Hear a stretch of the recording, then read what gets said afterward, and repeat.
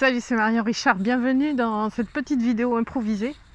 J'étais en train de réfléchir à un truc qui est arrivé aujourd'hui à une amie qui a eu son compte Facebook, enfin ses pages Facebook en fait qui ont été carrément bloquées par Facebook pour des contenus inappropriés et elle n'a pas beaucoup d'informations en fait sur ce sujet-là. Et ce sont des pages professionnelles. C'est mon amie Isabelle, elle se reconnaîtra dans la vidéo. Et donc je pensais à ça pendant que j'étais en train de courir, donc j'ai décidé de prendre la caméra tout de suite parce que je pense que c'est un sujet important. C'est le fait qu'on soit dépendant des plateformes. Et donc dès qu'on sort des plateformes, en fait, on revient à l'âge de pierre.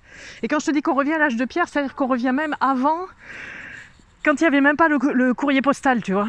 Et le courrier postal, ça existe depuis l'Antiquité. Donc je ne sais pas si tu vois jusqu'où ça nous renvoie quand on quitte les plateformes, les réseaux sociaux de manière brutale et qu'on se retrouve coupé de sa communauté, coupé des gens avec qui on est en relation de manière quotidienne ou avec qui on a envie d'être en relation régulièrement, que ce soit pour notre business ou bien pour des raisons qui nous appartiennent, qui peuvent être des raisons sentimentales, émotionnelles, peu importe, notre réseau en tout cas. Et c'est extrêmement douloureux de plus pouvoir communiquer alors qu'on est dans une ère de l'hypercommunication, qu'on adore ça, que c'est vraiment l'expression de l'humain en fait. Nous sommes des êtres d'émotion. J'utilise souvent l'arcane 6 du tarot de Marseille. Tu sais que le tarot, ou tu sais pas d'ailleurs, si tu découvres cette vidéo, le tarot de Marseille c'est ma deuxième activité à côté je suis également formatrice réseaux sociaux. Et franchement c'est incroyable de voir comment... Il y a un chien un peu curieux. Salut toi. Et c'est étonnant de voir comment on a relié en fait, ou on a développé ce plaisir quoi, de la communication. Et c'est quelque chose d'absolument extraordinaire parce que c'est notre nature. Voilà, donc je reviens à l'arcane 6 du tarot de Marseille qui est l'amoureux. Et par définition, l'amoureux c'est celui qui est en communication, c'est celui qui fait des choix en permanence, mais c'est surtout celui qui actionne ses émotions, qui les met en route pour relationner avec les autres. Et c'est ce qu'on fait de plus merveilleux, c'est vraiment une des plus belles choses avec les réseaux sociaux. C'est pour ça que moi j'aime cet outil. Mais attention, qu'est-ce qui se passe quand on est exclu des réseaux sociaux ? Voilà, qu'est-ce qui se passe quand la plateforme elle-même t'exclut ? Et ça, c'est pas quelque chose qui relève du fantasme. Tu vois, bon, c'est arrivé à mon amie Isabelle là cette semaine, mais ça arrive à plein de gens. À chaque fois qu'une plateforme change ses paramètres, il y a des gens qui font leur business entièrement sur ces plateformes et qui sont éjectés. Là, en ce moment, par exemple, YouTube est en train de mettre en place une loi américaine sur les contenus à destination des enfants. Il y a certainement des gens qui vont perdre entièrement leur business parce que les contenus ne seront pas complètement calibrés, parce qu'il y aura des ambiguïtés, parce qu'ils vont être sortis du système. Et s'ils ont des centaines de milliers de followers, de subscribers, d'abonnés qui les suivent et il y a du business dedans, eh bien ils vont se retrouver très gênés dans leur business et dans leur relation. Donc c'est déjà arrivé également que YouTube démonétise également de manière brutale, et ça arrive très régulièrement, pour des raisons qui appartiennent à ces paramètres, qui sont des paramètres qui changent régulièrement. Et donc, pareil, c'est une économie qui peut être extrêmement fragile, extrêmement précaire, à partir des revenus YouTube, qui sont très petits.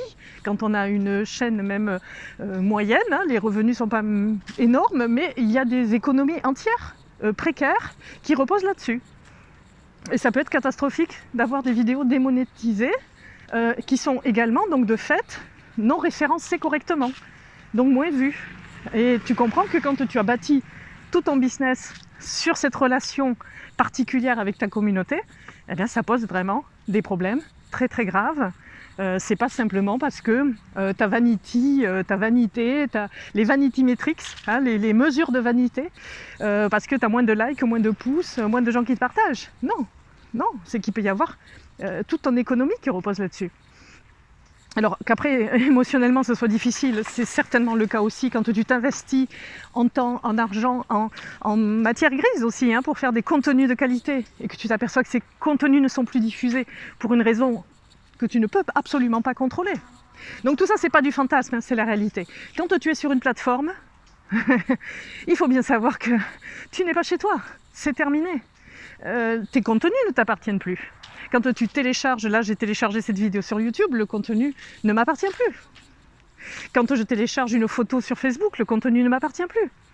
Et quand tu télécharges une photo de ta famille, une photo de tes enfants, une photo de tes grands-parents, une photo de ton repas de famille, ça ne t'appartient plus. Donc ça, c'est quelque chose qu'il faut faire en conscience quand on est un professionnel et qu'on utilise ces réseaux. Il faut vraiment avoir conscience qu'on va être chez quelqu'un. C'est-à-dire que la plateforme qui nous héberge, on est chez Monsieur Mark Zuckerberg, on est chez Monsieur Google, on n'est pas chez nous. Et donc on est dépendant. Et ça, c'est quelque chose qui est extrêmement sensible aussi sur les...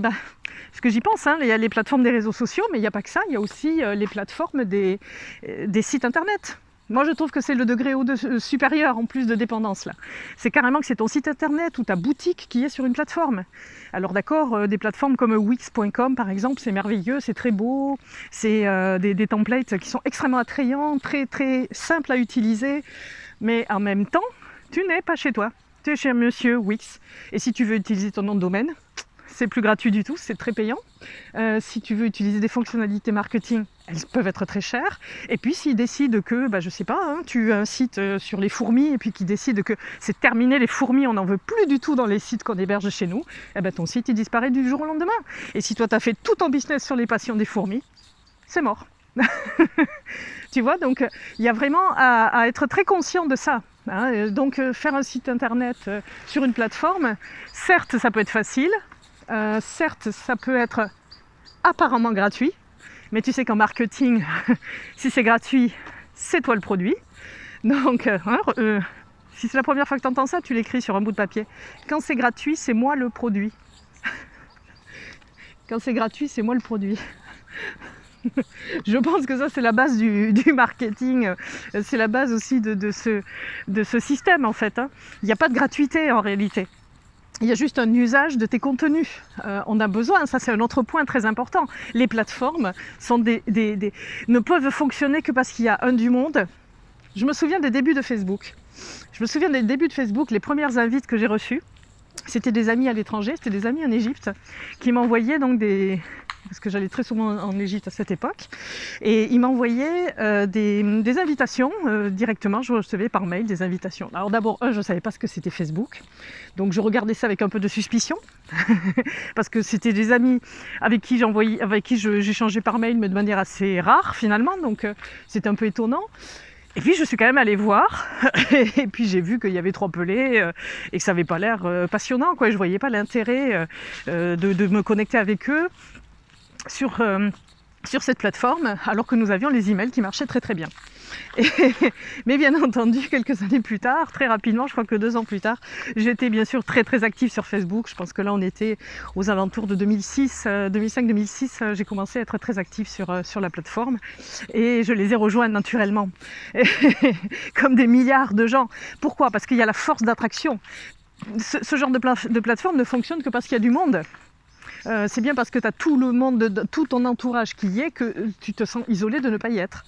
Rappelle-toi les premiers téléphones portables, si tu as un âge canonique comme le mien. Moi je me souviens, j'ai résisté au début. Puis au bout d'un moment, tout le monde avait des portables autour de moi, ça me coûtait une fortune de les appeler. J'ai fini par en acheter un. Voilà, donc il y a la force d'attraction des plateformes. Et la deuxième chose qui est très importante sur ces plateformes, c'est qu'elles ont besoin que nous fournissions du contenu. YouTube, là, adore que je fabrique du contenu. Bien sûr que YouTube aime que je partage le contenu d'autrui, mais il a surtout grand besoin, et c'est un vampire de mon contenu, de ton contenu, du contenu de tous ces créateurs qui fabriquent du contenu partout dans le monde. Et c'est ça la vraie richesse en fait, que nous fabriquons gratuitement et qui est recyclée plusieurs fois. Parce que d'abord ça fait du contenu, donc ça fait de l'attraction, donc ça fait des gens qui viennent s'abonner, ça fait faire du trafic, ça fabrique de la data, ça fabrique des échanges, tout ça c'est monnayable, tout ça c'est de l'argent, tout ça c'est du revenu. Et puis surtout, c'est revendu sous forme de publicité, c'est passé à la moulinette, c'est analysé, disséqué avec des technologies au nanomètre, et tout ça nous est revendu sous forme de publicité. Et en plus, ce qui est terrible, c'est que la publicité est d'une efficacité millimétrée, extrêmement puissante. Donc on a vraiment affaire à un système qui est extrêmement complet, totalitaire, très difficile d'en sortir. Et quand tu en es exclu, parce que tu décides pas d'en sortir, parce que tu y trouves beaucoup d'avantages, beaucoup d'intérêts, quand tu en es exclu, c'est extrêmement difficile, extrêmement douloureux à vivre, et parfois ton business peut s'effondrer à cause de ça. Alors, qu'est-ce qu'on peut faire? Moi je dis, il faut qu'on soit conscient. C'est tout l'objet de ma chaîne, tu le sais, Marion Richard, mon beau projet, c'est ça, c'est mon beau projet en conscience.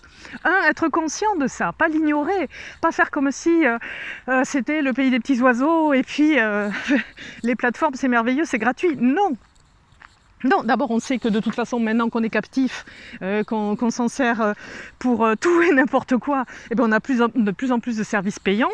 Voilà, donc ça au moins c'est devenu beaucoup plus clair depuis quelques temps. Mais il n'y a pas que...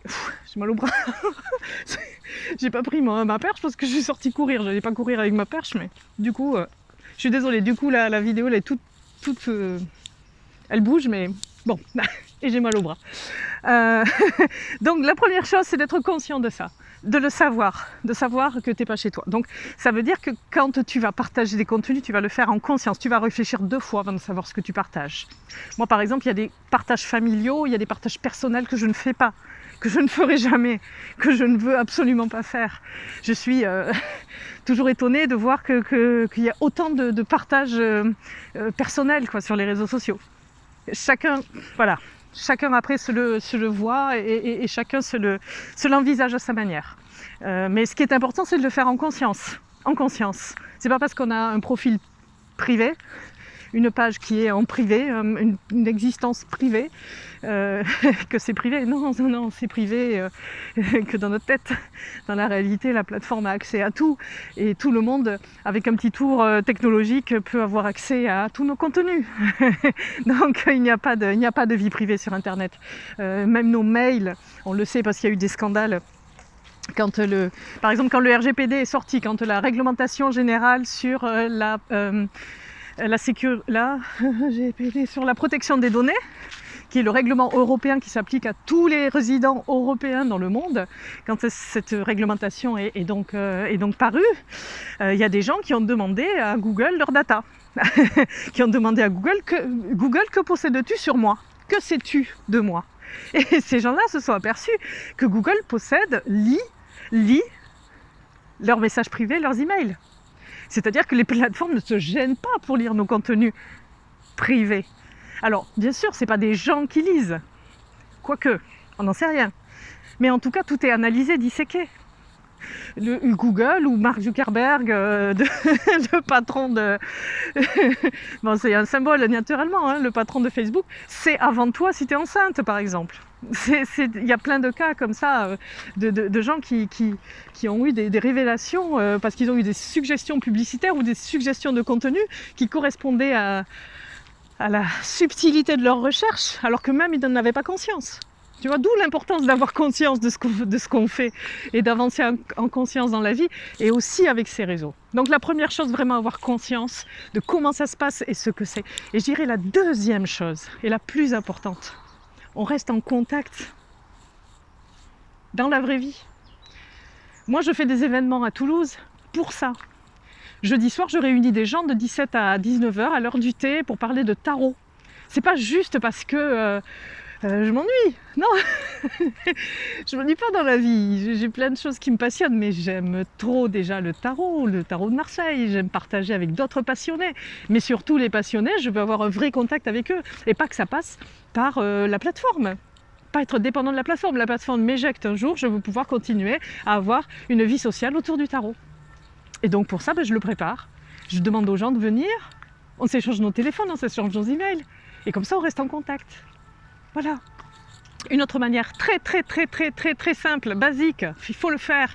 Je suis très à la rue pour ça. C'est d'avoir une liste email professionnelle pour ton boulot. Bon, on en reparlera dans d'autres vidéos. Ok, je pense que là, je me suis assez énervée. En plus, il va bientôt faire nuit. Je vois que les lumières se sont allumées. Regarde comme c'est beau. Hop. Ouf. Je vais rentrer en courant, parce que là je suis un peu agacée, donc ça va me faire du bien de courir. Bon, je suis désolée, ça a bougé, ça a fait des choses comme ça pendant toute la vidéo, mais bon, voilà, c'est le contenu aussi que j'avais envie de te partager, puis c'était maintenant, voilà, c'était maintenant, c'était now. Je t'embrasse. On grandit ensemble. Ciao, ciao.